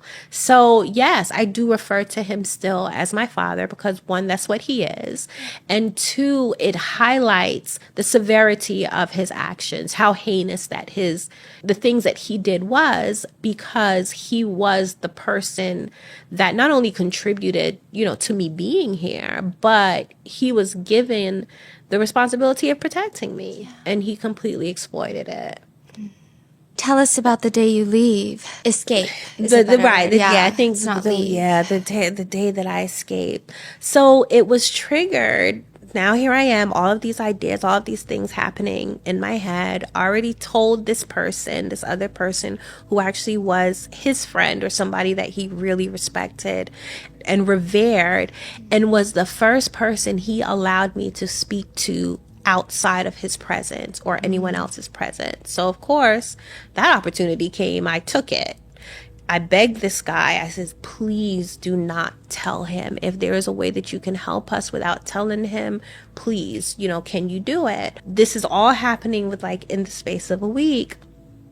My father was around my younger sister, and he was about to take her into the room to rape her. She was pregnant with his child already. And something just flipped in me between the information, I had already started taking steps to get us away. All of these things just stirred something in me, and I went off. I just exploded on him. I called him all kinds of names, called him an asshole. And I also looked at my mom, and because she was there, and I was like, and how could you have let this go on all of this time? You're no better than him. And I just went off, and then I took my sister into the bedroom and locked the door. And by the next morning, my dad was gone. And then that's when the restraining order was put in. And so he did not respond because he was in shock. And I have learned now in my studies that this can happen. You'll have somebody that has been abused for so long that essentially they just break. And then because the abuser is so used to them being compliant and submissive, when they see them now get to a point where they are empowered or they're challenging their authority, they're in shock. So that's what happened. And my father, he just sat down. He said nothing. He looked at my mom. My mom was dumbstruck. I don't know what conversation they had after I took my sister and locked the room door, but I know that that was the last time I saw him. Once I saw him in public, in Jersey City, and then the next time I saw him was when I was testifying against him in court. How did your kids find out who their biological father was? My oldest daughter was 5. She was raised calling my father daddy. So she knew that was her father, but she didn't know I was her sister. So now when she went into foster care, she was getting these mixed messages. The social worker, the caseworker, told her that who she was calling daddy was really her grandfather. Still no information on me. Then when she got to my grandmother's house, my grandmother reiterated, doubled down on it. This was her grandfather. This was not her father. When I got her back, by the time I got her back, she was 9 years old. She kept asking me. She wanted to know the story. I didn't feel that she was mature enough to really handle. So I told her that I would tell her when she was a little older. She accepted it. She still kind of bugged me every now and then. She was like, oh, mommy, well, I suspect this and I suspect that. I'm like, I'm neither confirming nor denying. That happened when she was 13. And she came and asked me again. She was like, well, am I old enough now? And I told her. She said that she knew it. So I explained to her that the entire dynamic, yes, who she now knows as her grandfather is also her father and is also my father, and that we were sisters. And her words out of her mouth literally was, I knew it. So she had already put pieces together. I told her at that time. I still waited to tell my other children. My daughter and I, we spoke about it. Clearly she was angry, but she wasn't physically upset, I guess, because it more felt like a confirmation of what she had already suspected. And she had come to terms with certain things by that time. But when I told my other children, they were upset. And the reason why I told them was because it was after Coco died, created a lot of turmoil between me and my sisters. And by that time, so many other things had happened. Like my sisters slept with by that time, he was my ex-husband. So, our relationship was already strained. Some of the negative seeds my dad planted had kind of come out, sprouted out. So there was just a lot going on by that time. And my kids didn't understand why. They didn't understand why there was so much arguing and so much blame and fingers being pointed. So I felt like it was time to tell them. My daughter, Moncho, my second daughter, she got very emotional. My son, he didn't really say anything, and he learned about it at the youngest age. I believe he was only 9 at the time. He couldn't have been 9 because Coco died. So he had to be about 11. And he just internalized. We've spoken about it over time. Like I said, my door is open for my kids to ask me any questions, any information. So they know a lot of the details. They know the emotional impacts. They understand the trauma through the work that we do with my organization. Of course, they are like the number one people to go to about that. They're experts on that. And it just required then for us we had to intentionally heal, because the reality of it and how it has affected our lives, it's a lot. It's a lot to deal with. How has it impacted their lives in society? Because I do think there is There's a lot of stigma and shame that could come, I guess, depending on the types of communities of relationships that involve incest. What has been their impact? Believe it or not, their friends have been really supportive. Yeah, their friends have been really supportive once their friends knew. And their friends, my oldest daughter, started telling her friends before I became public about it. So she had the support from them. My son, I am hearing stuff now. We do family therapy, and he'll come up with some form, like some kind of story or experience where a girl, because I'm public and knows that he's a result of incest, told him that she wouldn't date him because of that. But he has no problem getting girls. So he's like, that's like, went right over his head. He was like, oh, well, you're lost. So they're all very confident in their position. My second daughter, she is very much interested in the topic and incest as it's practiced in different cultures, and she does talk to me about it. So she's more curious in that way, but none of them have experience, well, except for this one incident from my son with this girl. They have not experienced any serious blowback. My oldest daughter will catch some comments under my videos, and she will go in. You tell us the comment, we will also go in. She will go in on people. So Okay, their good. confidence Yeah. levels, and they're very secure within themselves. They're very secure within themselves. They don't feel any form of shame because of it. They're just proud. Like, they are who they are. They're talented. They're communicative. They are witty as hell. Their sense of humors are crazy. But yeah, they don't feel any form of shame or shyness because of it. You end up escaping. And then a few years later, you guys turn your dad in. Right. And then there's a whole trial that you have to testify in. What was that like? It was nerve-wracking. Yeah. It was scary. It was scary because I knew I would have to see him again. It was nerve-wracking because the judicial system is not far from perfect. Oh my gosh, it's so far from perfect.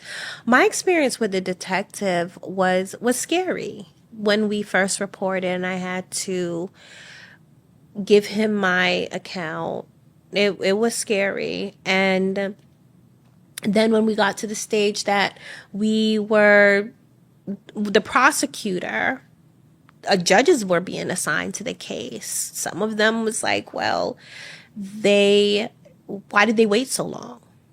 And incest is legal in New Jersey. So, so we got a lot of that. And it was like, we got to wait for another judge because we can't have a judge that has bias. So that process was strenuous. But the prosecutor, she was committed. She was dedicated. We had to prove a lot.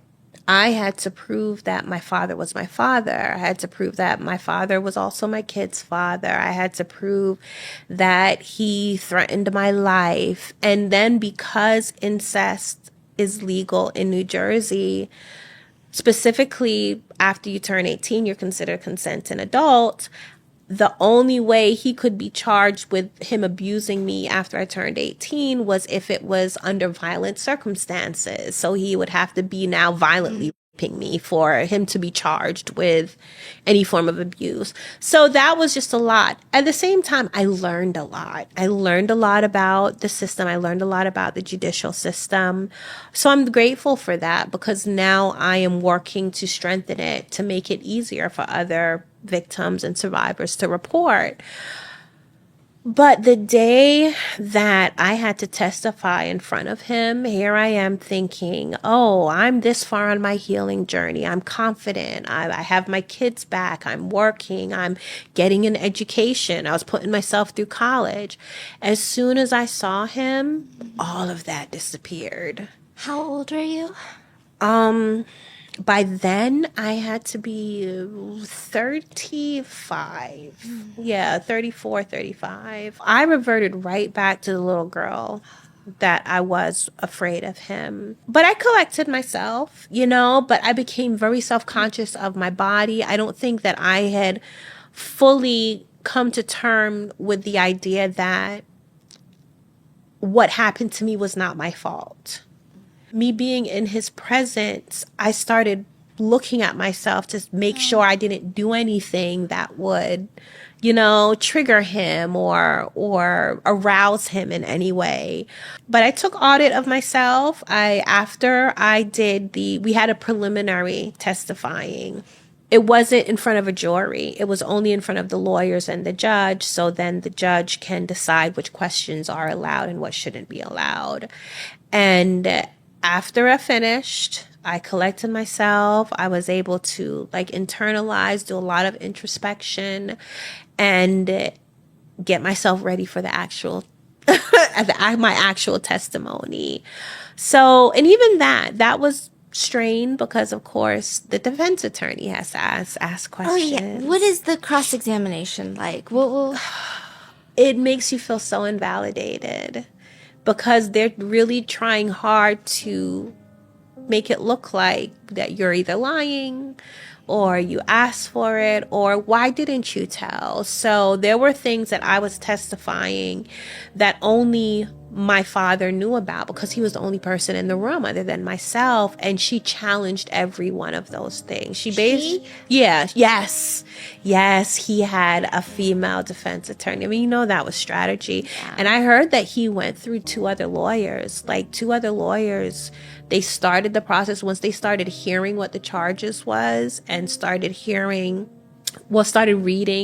the reports that me and my sisters gave to the detective. They decided they couldn't continue represented him. But he did find someone that represented him. And it was really strange sometimes in court because I saw him trying to do the seductive thing that I've seen him do with other women. Like he'd get really close and whispering in her ear and giving her little touches and stuff. And I was like, this is so creepy. Like, this is his attorney. But she did her job. Another part that was difficult was seeing some of the jury members look like they didn't believe me. That was tough. There was this one woman specifically, every time I described something, she rolled her eyes. Yeah, it was. So, I mean, but I was determined to have him be held accountable. So I powered through. The fear was there, but I did it because it needed to be done. He needed to be held accountable. So during this trial, your mom receives no charges, likely because she divorced him and was willing to testify against him? I don't think she even divorced him yet by then. It was because she was still married to him. And she waived her whatever right that is for a spouse to not testify against, for a married person to not testify against their spouse. So in exchange for her waiving that right, and she did. She testified against him. Her testifying, was there some sort of closure? Did you feel like she was finally coming around, or did you feel like it was advantageous to her situation? Yeah, no, it was definitely advantageous for her, and I love my mom. I have to love her from afar now. I cannot be around her. She has not healed enough for us to interact.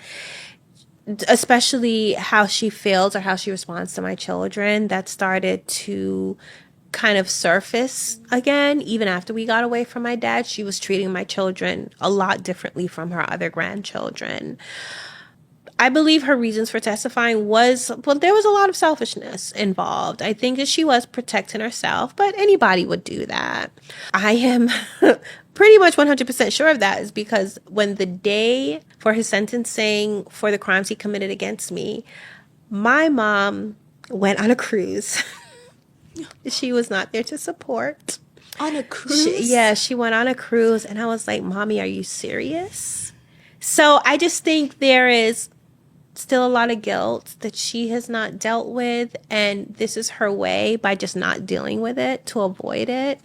So my relationship with her is kind of non-existent. I see her every now and then. I still communicate with her cordially, but as far as being in a real relationship with her, she's just not at the place. She's not at the place. There's a lot of things that I think that she has to come to terms with, take responsibility for, that she just hasn't yet.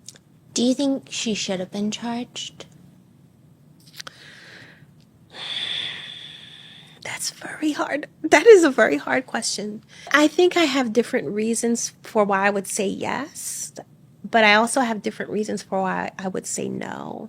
My reasons why I would say yes is because at the time, New Jersey law did not hold someone who witnessed abuse and did not report it accountable. Right? That has changed. I believe 2019 is when now they changed it. That has a negative impact on people reporting. As I said before, I found out later on there was a lot of people that suspected, saw things and didn't report, but they could not have been held accountable legally at the time. So I do think that yes, she should have been held accountable. One, as an example to other people. Like if you see something, you suspect something, you should say something. I think that it would have contributed to the efficacy of the system in general in protecting children and protecting abused people. At the same time, I would not want her to be charged because she was an abused woman. And she was severely abused. My father severely abused her. And I don't think that there are enough things in place to manage and support abused women, especially women that are abused in that way and have children that have been abused. So, her life was at risk. She feared for her life. Yes, because I know her and I was there and I witnessed and was on the receiving end of her selfishness.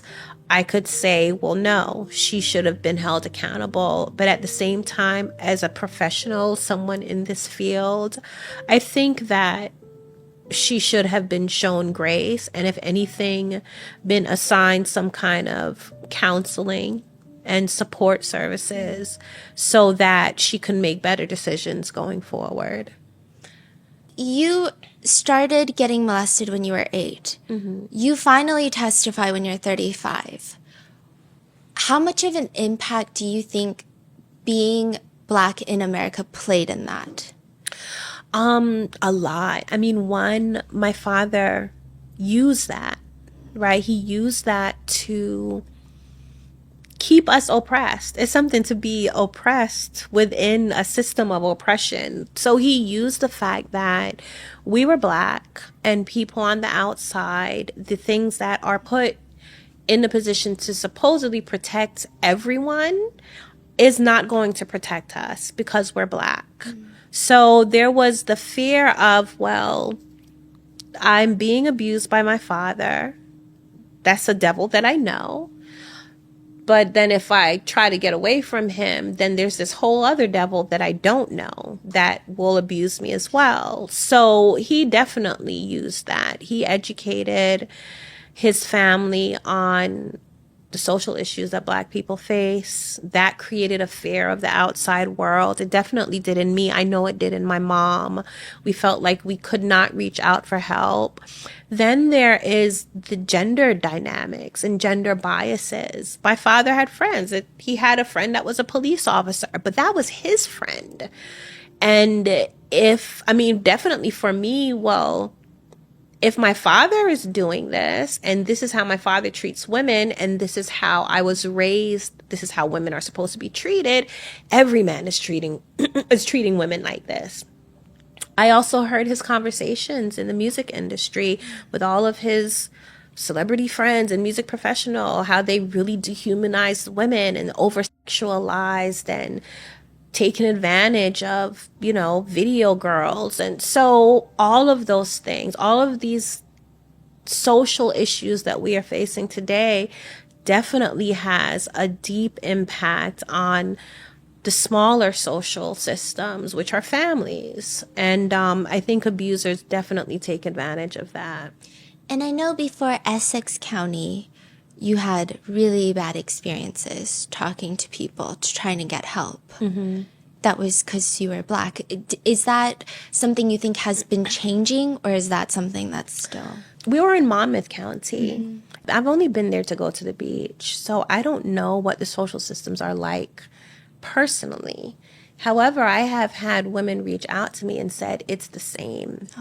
And they've shared their experiences with the systems down there, specifically dealing with domestic violence. They're like, look, if you are a Black woman, do not move to Monmouth County. Now, that could be taken as hearsay, but that's their experiences that they've taken with me. So I don't know. I don't think it's changed very much. But I do think some of that could be lack of education, meaning a lack of education for the social workers and the law enforcement. And because racism it's so ingrained in our society that I think even those people who aren't innately racist, because they are functioning within a racist system, they automatically are going to take advantage of the power that racism gives them. So I think a lot of those things still exist, and that could just take some education and some empathy in order for it to change. Being a victim of sex crimes in America is already difficult.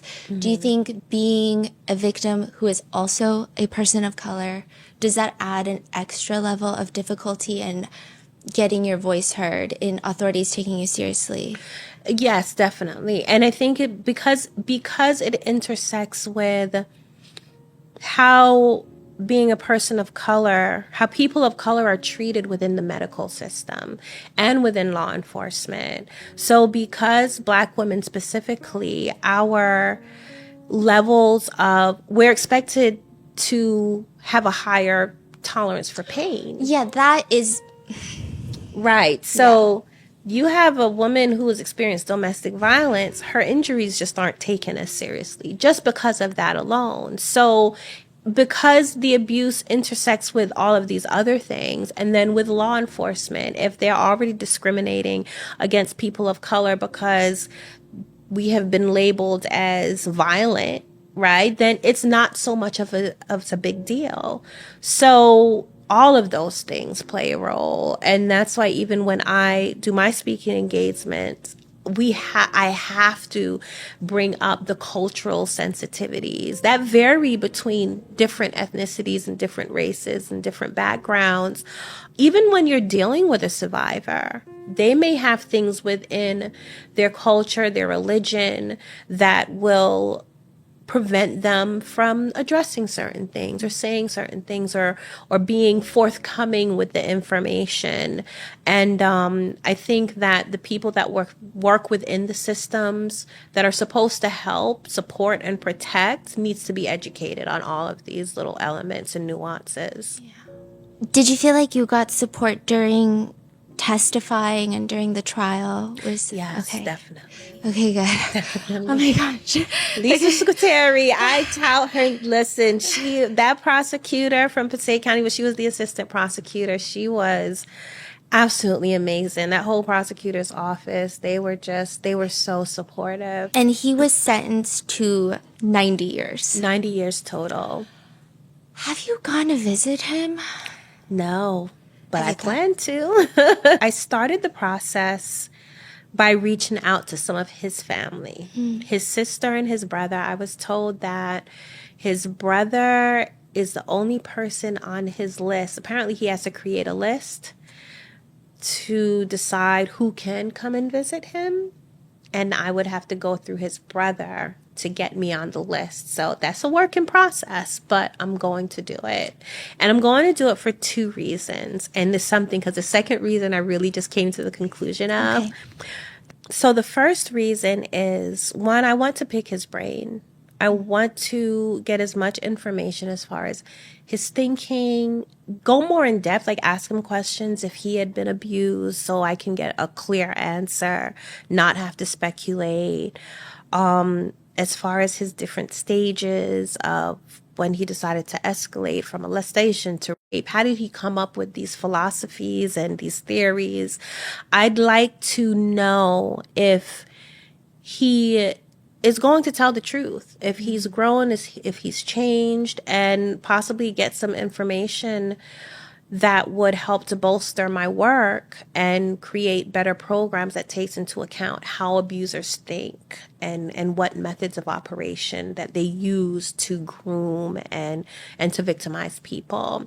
And then the second reason, which is something that through my own introspection I've kind of come up with more recently, is that I really am curious to see how I would respond to him in that moment. Kind of looking back on the time that I saw him after years when I testified against him and seeing how I did not anticipate how I would respond, I would like to feel and experience, based on who I am now, where I have grown to, my life experiences, how would I respond being in his presence? Will there still be a little bit of fear there? Would I trust myself in the moment? Am I going to, go blank on my questions? Or can I really go see him, do what I need to do, and then move on? So that, I definitely plan to go see him. I hope he doesn't die in prison yet before I get that opportunity. Is there any part of you that's scared? Of maybe just not even scared of him, but maybe like the scared comes from the idea of being triggered back into a trauma Not that state? so much. One thing I do know for a fact is that I don't know everything. So I think I would be just more afraid, if you want to call it that, of just the unknown, of something that I didn't anticipate. I mean, even now, I don't think I have been in enough social situations to tell you for a fact that everything that I've been through would not have an impact on how I respond in that specific social situations. I know that there's still a lot of things undiscovered by me just because I've not been under those circumstances to discover it. And I think that this would be one of them. And I'm curious to see, like, I've been ghosted for the first time. Oh, you Somebody ghosted me very recently, and I've only heard of it. Yeah. But I was like, damn, this shit hurts. That's crazy they would ghost you. How can somebody do this to somebody? But, so it's kind of like that. It's like, I just know there are certain things, and I have such a fervor for experiences in life. Not that not negative ones, but right, not that one. But yeah, I'm really curious on how I would respond. Like, am I as strong as I think I am, kind of thing, So that's a new reason. I have decided that I want to see my father in prison since he was sentenced, because even at his sentencing, he was still denying things. He was still denying it. He kept saying, Aziza, you know the truth. And I'm like, well, yeah, and that's why you're here. 90 years. Yeah. And I'm just like, okay, so I would like an update. What are your feelings towards your father? Well, one, I'm very disappointed in him. I don't know if that is strong enough, but he could have been so much. And I don't discount his potential, his creativity. I know I have gotten a lot of my kind of just do it perspective from him. He was successful in his craft and his business up to a point. I think his ego got the best of him and that kind of messed things up. But he was doing very good things. I am saddened that he took his life and made these decisions when he could have made different decisions and possibly helped and inspired a lot of people. So I think that's like a complete waste. Other than that, I feel like emotionally, I don't feel any attachment to him emotionally. I feel very indifferent. He's like another human, you know. That's pretty much it. That's pretty much it. I mean, no one would blame you if you had strong feelings of hatred. But it seems like you don't have that. I don't. I don't. I think hate takes up a lot of energy. One. Now I can't say that that's my conscious reason for not hating him. I did have my rage, but it was such a lot of it happened during the abuse. There were times I plotted killing my father. With a hammer, right? Yeah, once with a hammer, another time with a pillow. He was very sick. That's just how angry I was. And that's how much I wanted what he was doing to me to stop. I was literally thinking of committing murder. Even beyond that, trying to poison his food. So I think that this is the thing with long-term abuse. You go through all of those things at different stages, you know? So I experienced all that. So by the time I came to the end of it, so much of it was about my children, creating a life for them, healing myself, trying to enjoy life because I spent so much of it suffering. And any anger that I had for him just wasn't that important anymore. And that's pretty much where I've been and how it has been. It's just not important for me to be angry at him. But I did experience the anger at different times. I know it probably plateaued that time that I cursed him out, because there was so much stuff just came out, you know, in my head. And I think if I was a little more out of my mind at the time, I probably would have physically attacked him.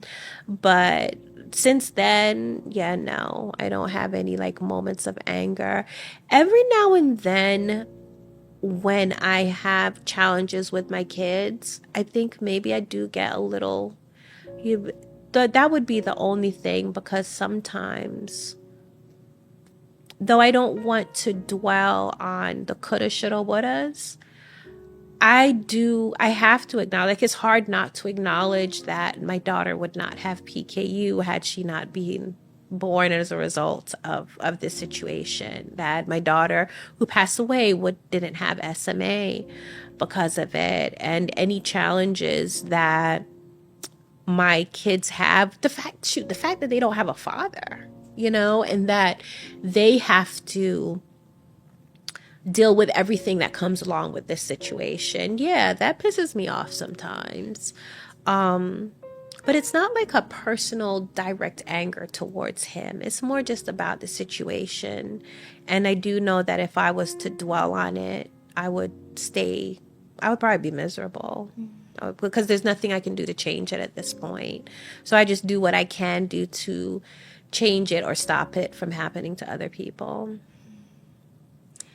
What is your relationship like with your siblings, specifically your sisters who also were abused? So right now, I'm only in communication with one. They do blame me. Yeah, they do blame me. For what? One, I orchestrated for us to have a group therapy session, and I learned within that session that they felt that had I fought my father harder, then they would not have been abused. So they held me responsible. And the other was that my father did tell them, or had started this narrative, that he was abusing them because I told him to. So they was carrying that. And that affected our relationship going forward. And it got to the point that, yeah, no, we don't really speak. One sister I am still in communication with. We actually have, you know, we're pretty much in touch. We go out, we hang out, we do things, we talk on the phone. So yeah, but yeah, that's what it is. And then I have some of my little siblings that I speak to who have different moms, because even that, my relationship or our relationship with our mom also had an impact on our relationship with each other. What are your kids' relationships with your sister's kids that were by your father? Because they're half siblings, but also cousins. Yes. Are they close? Do they have a relationship? There's 6 of them, right? So I have 4, and 2 of my sisters each have 1. One is completely disabled. He doesn't communicate. He has some very rare genetic disorder. So he communicated with us, and we were very close. At one point, he even lived with us. But since the communication between my sister and I, his mom, deteriorated, now we never see him. So they don't communicate. And then my niece, she is involved. I would say they definitely have more sibling rivalries than like cousins. So they did, every now and then they're arguing, and they're best of friends, and they're arguing, and they're best of friends. But like she volunteers with the organization and everything. So we're cool. I know like there's a lot more information, but I just need one little snippet of your sister slept with your ex-husband. What? Yes. Which one?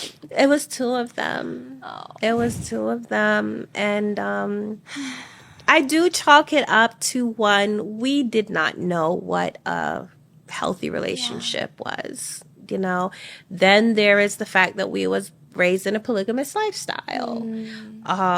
Yes, my father was raping us and everything was done against our will, but we had been conditioned to being with the same man. That's how I rationalize it. However, there had been enough time passed, and I felt that we built up a good relationship with each other.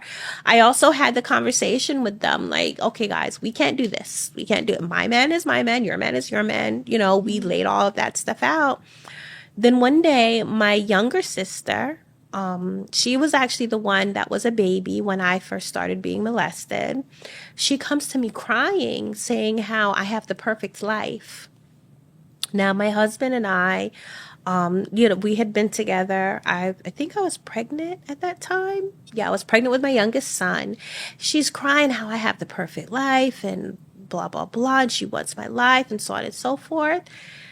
My baby was 5 months old, and my husband confessed that he had been having an affair with that sister before we even got married. Started before we even got married. Then 3 years later, I found out that my other sister also had an affair with him. And the reason why it came out was because the first sister was suspecting the other sister, and they started arguing about it. And then that's why my ex-husband decided to confess. So, yeah, it was still a lot of drama. I was like, guys, can we just... There was a lot of healing that needed to be done. I understand that. That's most of why I forgave them. I'm no longer with him. I've not been with him for a while, and I definitely felt that my relationship with my sisters was more important to maintain. I was not ready to end my relationship with them over a man who was not going to be around anymore. So you mentioned in an article that when you go out with your kids, sometimes people will ask you as a joke, are you guys siblings? yes, And you guys have a good little giggle about it. What do you guys answer? What is the response? Well, the response is no. These are my kids. Yeah. Like, this is my mom or my daughter. My daughter is usually the one that responds. At least my oldest, she usually says, "No, that's my mom." But we do. We always have. We look at each other like, if they only knew. If they only knew. I just want to say, after this, I don't know how many hours of episode, I just want to say you are one of the best mother. I like when you Truly. walk in, it's like a bubble of compassion that you walk in with. I don't even know how to describe it. I just feel very safe around you. Really? And I'm usually very anxious. No, I don't even know how to put into words your energy. Your energy is crazy. Wow. Yeah. Thank you for Oh telling my gosh. me. And I think, I can only imagine that your kids are amazing. Okay, so they're all in their 20s now? My oldest is 31. Yeah. What are your kids doing? What are you focused on? So I'm focused on Precious Little Ladies Incorporated. Our mission is to end sexual abuse, gender-based violence, and incestuous abuse. All of my kids are involved in that. They are all involved in that. Some of them, it's like an event basis, but others just on a daily basis. My oldest is the most involved. She loves to sing and write. I think she's still trying to find what she wants to do in life. So, but that's up to her. She's definitely a creative, but she's also an introvert. So, and then Monchelle, my second daughter, she also loves to write. I guess they all took after their mom that they love to write. She also helps with the organization. And then my son, Aloba, he is a dancer. That's Mr. ASAP Rocky number 2. Though I don't really see it. I don't see no, I don't see the resemblance. That could just be because he came from me. I don't know, but I don't see the resemblance. I see. But yeah, everybody says, and he definitely uses it. But he dances. And I'm learning that he actually has a pretty good singing voice. Sometimes him and Arish, my oldest, will have these jam sessions and he's harmonizing and stuff, but he wants to get into acting, modeling, that kind of thing. Right now he just has, a job to pay the bills.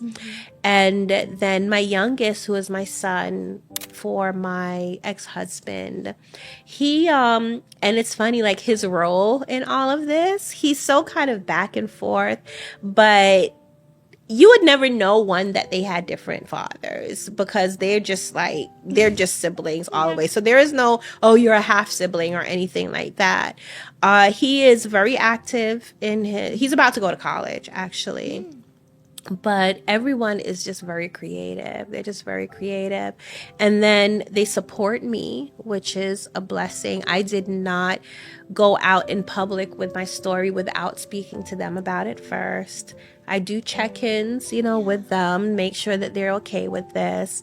Right now, we are working on a larger project, more like documentary-ish, and Aloba is a natural at it. He definitely loves the camera. My son, he definitely loves the camera.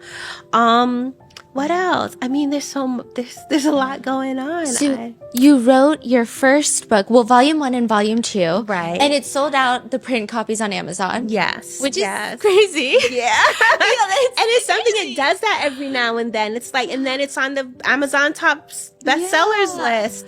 But it's available on the Kindle version and on your website, the physical copy. Yes. So, anytime it's sold out on Amazon or not, you can just go to my website, azizakibibi.com, to get it. I also have a podcast that chronicles the journey of me writing my book, because that has its own drama. Like, one of my sisters is the one who started designing the book cover. Everybody agreed. Some people chose their pseudonyms, and then suddenly everybody was against it. So I talk about things like that through the process. I also go into depth on what testifying against my father was like. So there's that. It's called Self-Published, so you can find it anywhere. Gosh, and then Precious Little Ladies is preciouslittleladies.org. So there's a lot of information on prevention. And then Aziza's Law. So as I talked about incest being legal in New Jersey, I'm working to change that. So what is the opposition of not making it illegal? That's a very good question. Because I don't understand. Yeah. Some people believe, some legislators believe that it may infringe on certain religious belief systems. But New Jersey is only one of 2 states. 48 states, it's illegal across the board. So I'm like, what's the question? What's going on in New Jersey? Yeah. Right.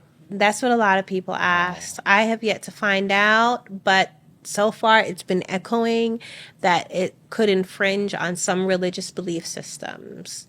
But I'm pushing anyway, so trying to get as many people to reach out to their legislators, and even if you don't live in the state, sign our petition on change.org.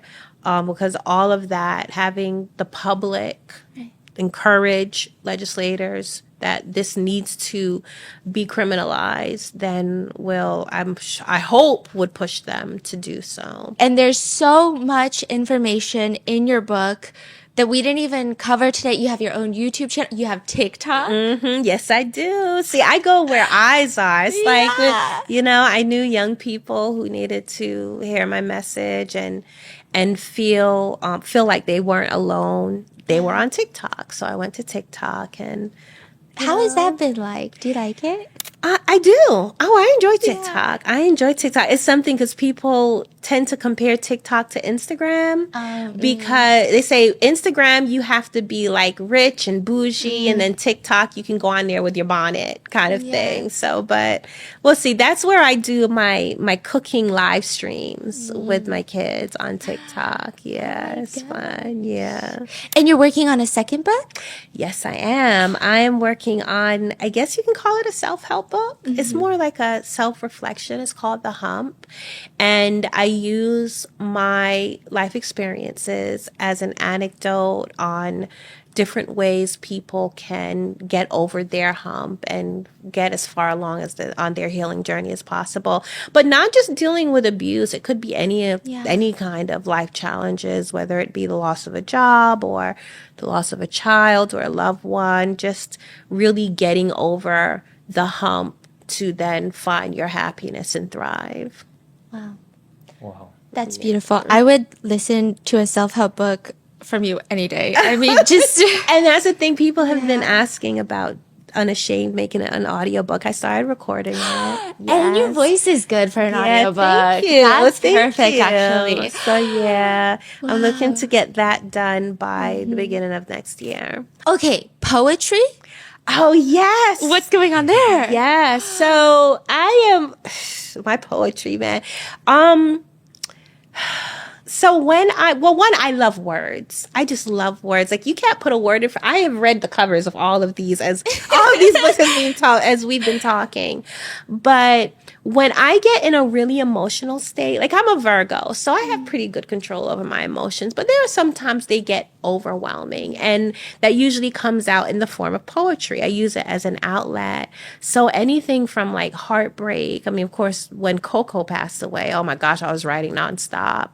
But a lot of challenges that I've had in relationships. Yes, I've already wrote a poem about being ghosted. But I am going to publish it as a print book, an audio book, and also an album. Oh, that's so interesting. I love that idea. Thank you. Yes. Oh my gosh. Okay, so lots of exciting things. We're going to be waiting. We're going to be asking when they're coming. So just watch out. I will let you know. I'll keep you up.